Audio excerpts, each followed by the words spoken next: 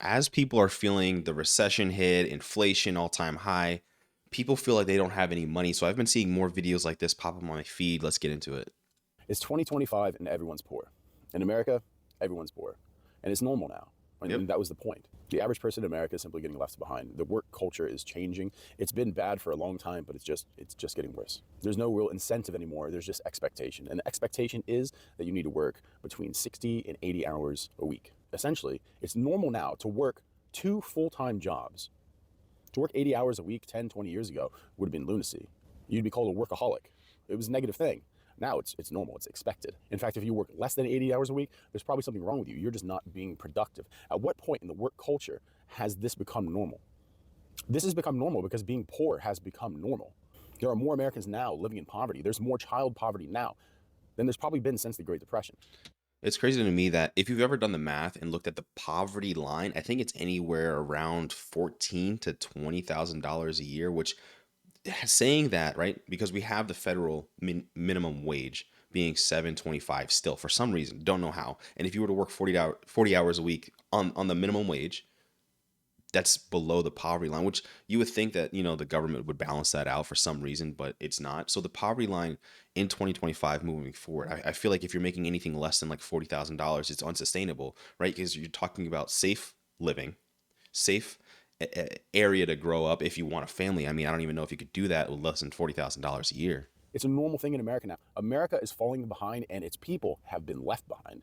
In the managerial class, the bureaucratic class, they're just completely out of touch with Americans. I recently read an article on USA Today, and they're saying it's starting to look bad for poor Americans. But the fact is, who are the poor Americans? Because it's a majority now. The middle class has been erased. All you have now is upper middle class, upper middle class, and upper class, and the poors, the thrifts, people like us. And though we can look at inflation rates, we can look at wages have gone up slightly, but we are still feeling the great impacts of what we've seen happen over the past 4 and 5 years with a rapid, obscene printing of money. We've seen the devaluation of the US dollar to the point where America has essentially lost its position as global economic hegemon. The BRICS countries are coming up. They are the rising power. What's America going to?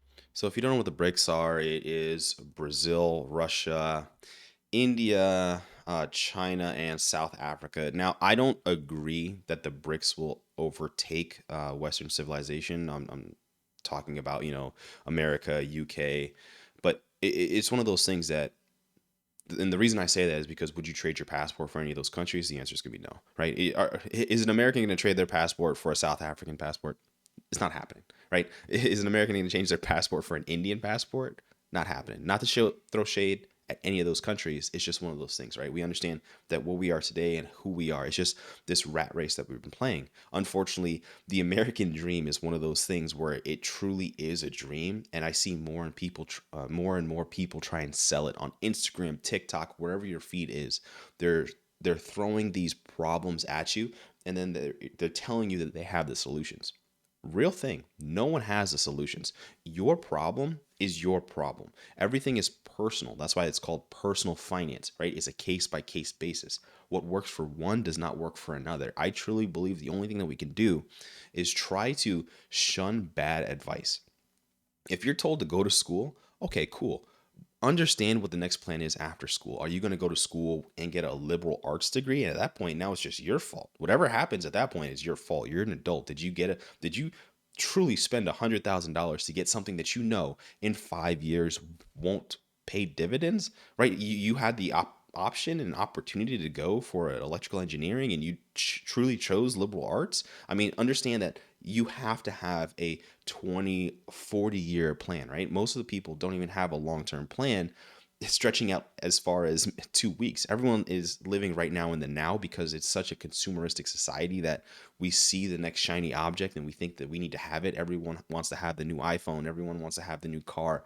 But the best thing to have is, I don't know, a 3-year-old phone. The best thing to have is a paid off car. The best thing to have is no debt. These kind of conversations aren't had, and they're not had in mass, right? The best thing to have is, or the best thing that you see is, get a Lamborghini. Everyone's making $10,000 a month. Everyone's selling a new get rich quick course. That's not the problem, right? The problem is that we're not talking about this in mass. Do. Because with lack of policy, we'll see what the tariffs are going to do. In the long run, I hope the tariffs work. I hope they do something because something is better than nothing. Because nothing means that they keep spending. Tariffs will only hurt the end consumer. This now means that any object that you want to buy now has an additional 20, 30% cut on it because the company's not going to pay that, right? If the consumer, I mean, we're seeing this, I mean, niche thing, right? GPU prices.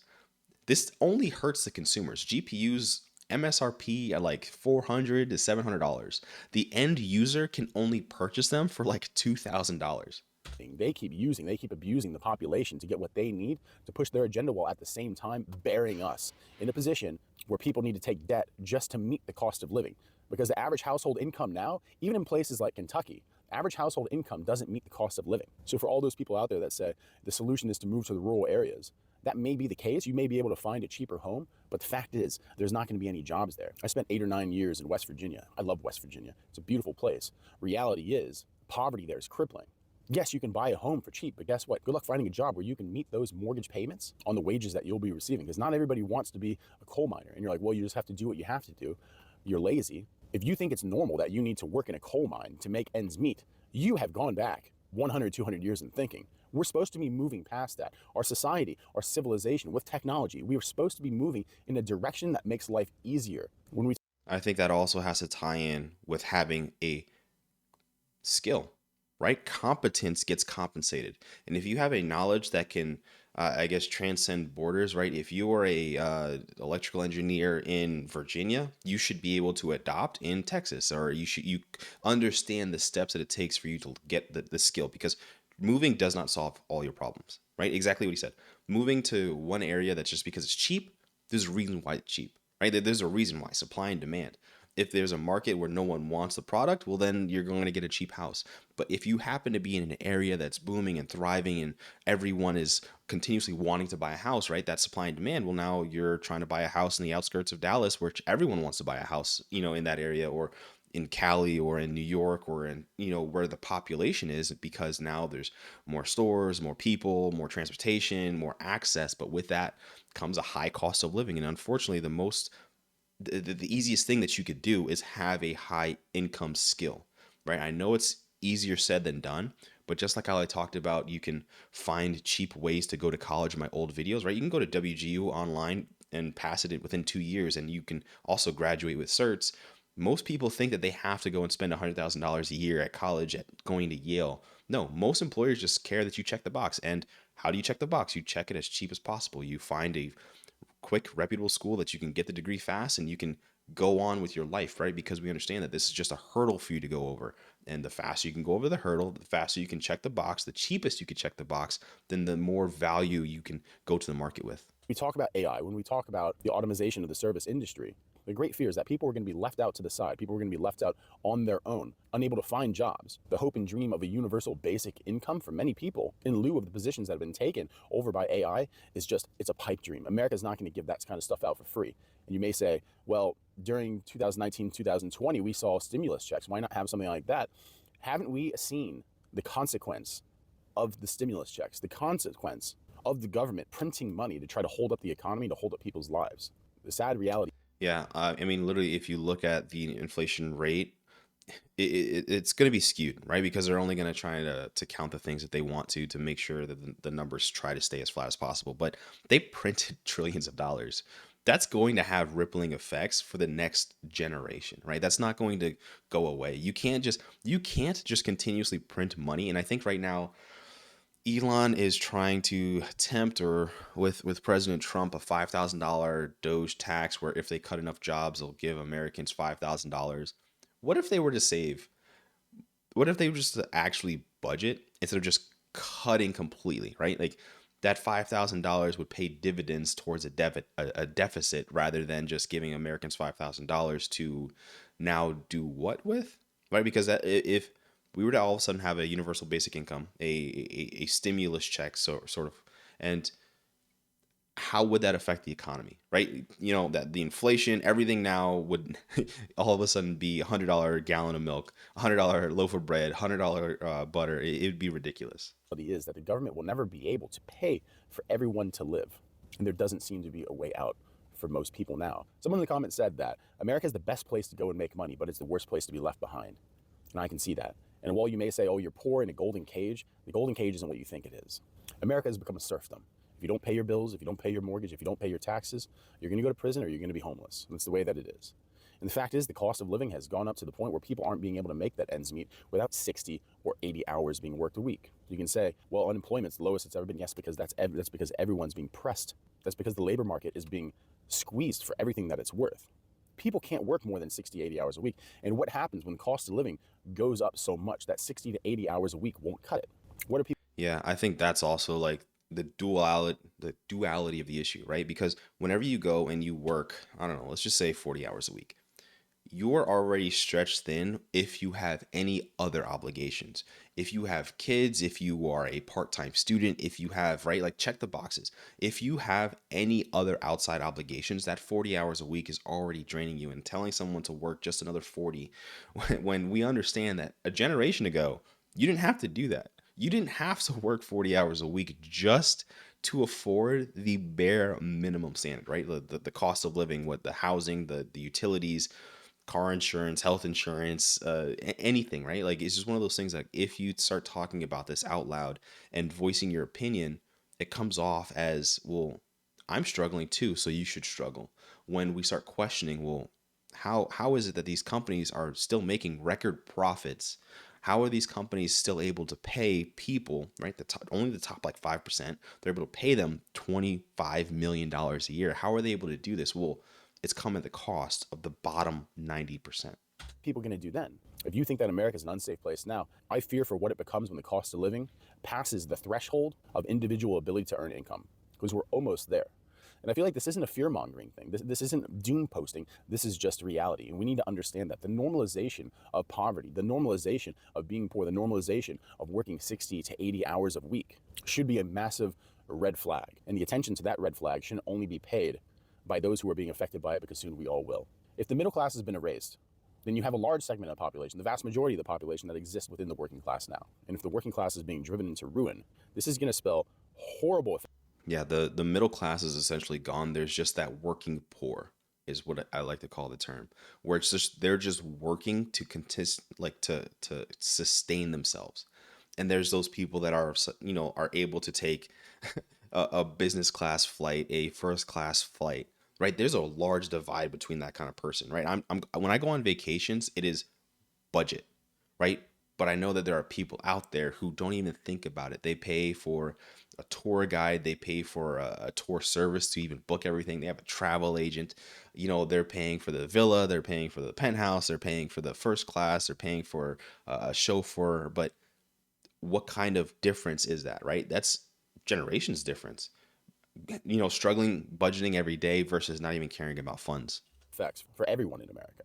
Because you can't just import people left and right. That's not going to be the solution. You can't just call people lazy. That's not going to be the solution. You can't normalize desperation, not in this country. Because you may have a comparison, say, still to be poor in America is much better than being poor in so-and-so country. But individual expectation, what we expect our lives to be in the contract that we've agreed upon with our corporations, with our government. A failure to meet that also comes with consequences.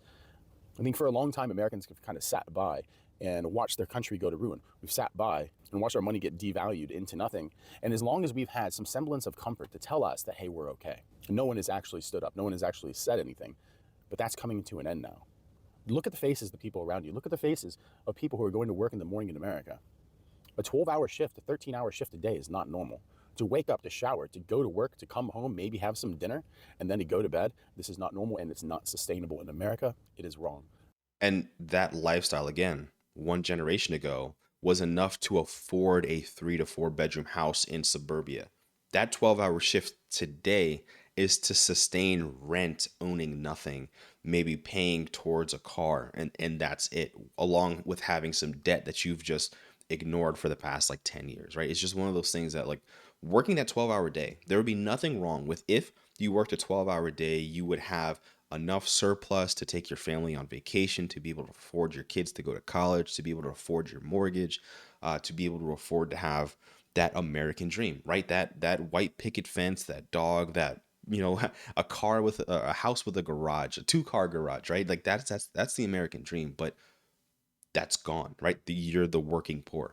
This is wrong. That's not what this country is meant to be. It's not what this country is supposed to be. That is not what millions, is not what hundreds of millions, billions of people over the generations have sacrificed for us to become. Because the reality of this moment now, America has become nothing more than a farm for the wealthiest people, the managerial class, and corporations to abuse and squeeze the wealth from. Because it's not coming back to America. There's no inheritance now. Our children, if we have children, what do they get? The future of America is bleak. Ask anyone. There's no one here that says the next 10, the next 20 years, America is going to be in a better place. Because we've not seen any change that would say that. There is something dark on the horizon in America that I think everyone kind of senses, but we don't know what it is. Some people think that's going to be World War III. Some people think it's going to be economic crash. Some people say it's going to be an internal war. And honestly, I can't say. I lean more in the direction, because all three are completely plausible at this point. But what I can say that America will probably do what it does best. When it looks like the economy is going bad, we start a conflict with someone else. I mean, that's how we drive our economy now. Military-industrial complex goes into work. The sentiments of patriotism start flying around. People start joining the military to fight for a cause that is obviously going to be a lie. There's no great evil for America to fight right now. There's no 1930s Germany for America to fight right now. The enemies of the American people are within America. And at some point, the ability for Americans to work so much just to survive in America, eventually that's going to be gone. Yeah, he's cooking right now. But like that sentiment of the only enemy that we have is within.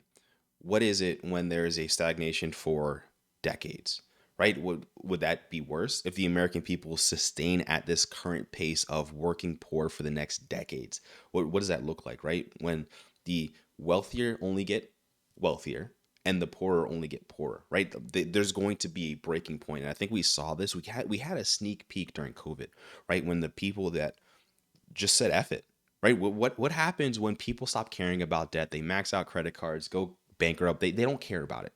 Is that good for the economy? I promise you it's not, right? What happens when people say F it, right? What happens? Because at that point, that's the breaking point. That's going to be the camel on the back, right? It's going to be the straw that breaks it. It's going to have a rippling effect for generations when the entire economy as a whole gives up. Lately, all over YouTube, people talk about how the American dream has been lost. American dream hasn't been lost, it's been downsized. They say that you should downsize to make life easier, but how far can you downsize? It's not normal for people to live in vans. This isn't a normal thing. It's not normal for 40-year-old men, 50-year-old men to have 3 or 4 roommates to pay off a mortgage. It's not normal for people not to be able to buy a home. It's not normal for people not to be able to start a family. It's not normal for people not to be able to buy healthy food. It's not normal, but they've made it normal. But out of necessity, it's been normalized. Poverty in America has been normalized. You being poor is the new normal. And they say, shame on you if you're not working 80 hours a week. And then we fall down this rabbit hole of I see everyone on my feed having such a perfect lifestyle. And it's going to, this tied with social media is going to have devastating effects with everybody. But having the new norm being poor can only have a drive of luxury goods. And I mean, people are scamming these days just to try to catch up with their peers. Week. So what can we do? What can we do as normal Americans? I mean, other than watch out for ourselves, create smaller communities, have each other's back. But the thing is, that's been destroyed in America. The sentiment of community, the idea of community has been destroyed. People don't have each other's back anymore. How many of you watching this video now actually know your neighbor?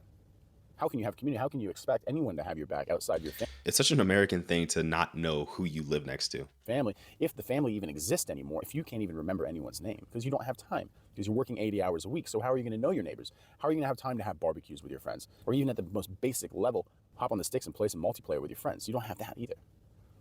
You don't have anything, and they told us this is what it was going to be. You will have nothing, and you will be happy. And that's the reality that we're in now. That time has come, and if it isn't come, it's rapidly approaching. And I don't know what that means for us. I just know that it's not good. I'm a normal person.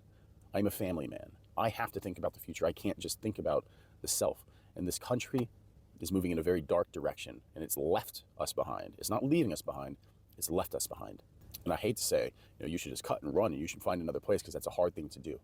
I don't think the answer is to just move into the rural places, to move into the woods, because that's not sustainable for everybody. America is nothing if the people don't exist in a cohesive society where we believe in each other. We are paranoid now. We look at other people. We look at our countrymen with hostility. We don't look at them like they are our countrymen anymore. What can we do? What's the next move?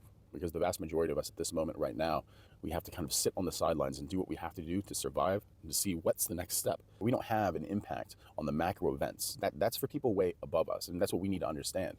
Yeah, that's what we need to like having a overall discussion like this and building your tribe helps ensure everybody, right? It helps I guess, fluff these events and make sure that everyone within your tribe or within a tribe you're trying to build understands the steps to take, right? What if everyone in your family understands that, no, we're going to think long term and we're going to have these conversations, right? What if instead of, typing on or being socially on Twitter all day, what if you're out with your family rather than being, unfortunately, living online?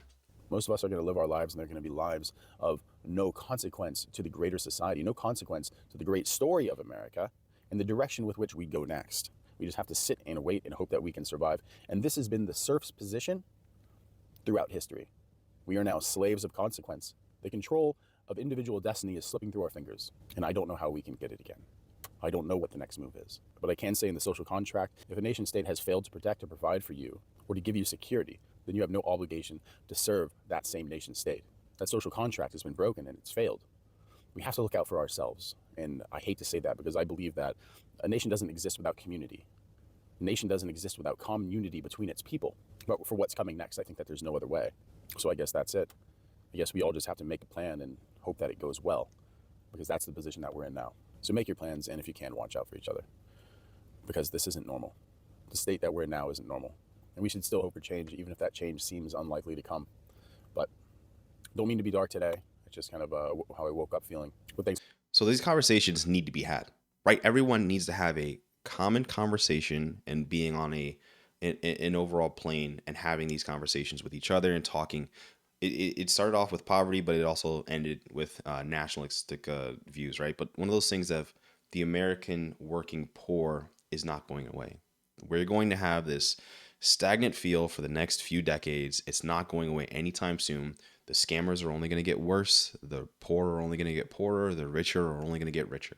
But the only thing that we can do is take our individual steps, which I will always believe in, personal, finance, family, fitness, right? You can have your pillars, but you need to understand that you have to work towards them. You have to do something and you have to have a long-term plan. This guy, Large Man Abroad, obviously the video will be in the description, how poverty became the new normal for Americans in 2025. Peace.